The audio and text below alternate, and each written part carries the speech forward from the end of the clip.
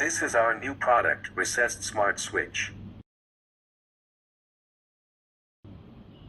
You can adjust switch height to make the switch and your wall on same height.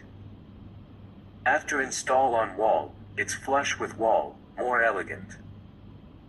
It's widely used for tile wall. Let's see how to install it. This is installation box for the switch. First, install the installation box on wall, adjust the height and fix it, then install switch inside the box. Remove glass from switch, fix the switch on installation box with screws we provide.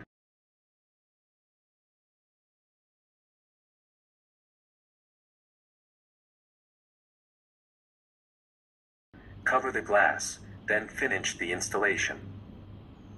You can see the switch is flush with the wall, won't go out of wall.